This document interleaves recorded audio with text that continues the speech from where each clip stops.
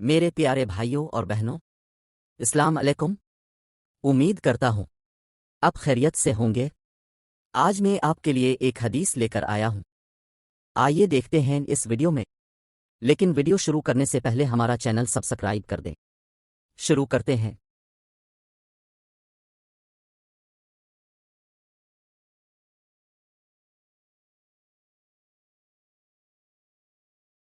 نبی کریم صلی اللہ علیہ وسلم بیت الخلا میں تشریف لے گئے۔ میں نے بیت الخلا کے قریب اب صلی اللہ علیہ وسلم کے لیے وضو کا پانی رکھ دیا۔ باہر نکل کر اب صلی اللہ علیہ وسلم نے پوچھا، یہ کس نے رکھا؟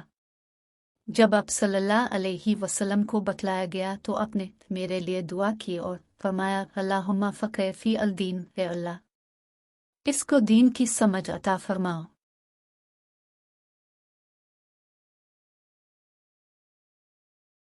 رسول اللہ صلی اللہ علیہ وسلم نے فرمایا کہ جب تم میں سے کوئی بیت الخلا میں جائے تو قبلہ کی طرف منہ کرے، نہ اس کی طرف پشت کرے، بلکہ مشرق کی طرف منہ کر لو یا مغرب کی طرف۔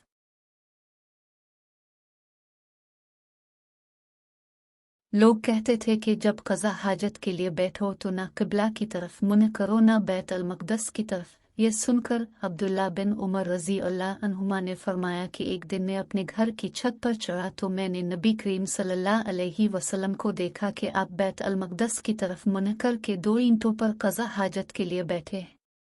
پھر عبداللہ بن عمر رضی اللہ عنہما نے واسع سے کہا کہ شاید تم ان لوگوں میں سے ہو جو اپنے چوتڑوں کے بل نماز پڑھتے ہیں۔ تب میں نے کہا، اللہ کی قسم میں نہیں جانتا کہ آپ کا مطلب کیا ہے۔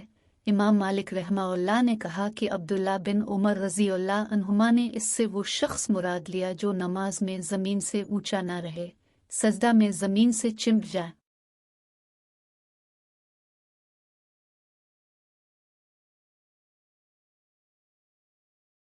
رسول اللہ صلی اللہ علیہ وسلم کی بیویاں رات میں مناسک کی طرف قضا حاجت کے لیے جاتی اور مناسک ایک کھلا میدان ہے۔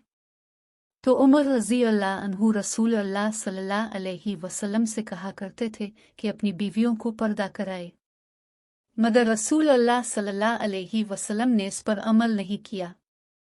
ایک روز رات کو عشاء کے وقت سودہ بنت زمع علیہ السلام رضی اللہ عنہا رسول اللہ صلی اللہ علیہ وسلم کی اہلیہ جو دراز قد عورت تھی باہر رہے۔ عمر رضی اللہ عنہ نے انہیں آواز دی اور کہا، ہم نے تمہیں پہچان لیا، اور ان کی خواہش یہ تھی کہ پردہ کا حکم نازل ہو جائے۔ چنانچہ اس کے بعد اللہ نے پردہ کا حکم نازل فرما دیا۔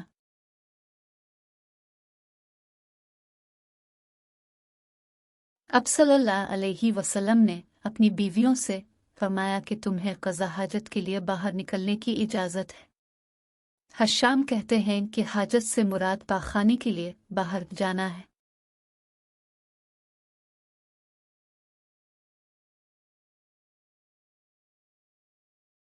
ناظرین، یہ تھی آج کی احادیث، اجازت دیں۔ اللہ حافظ۔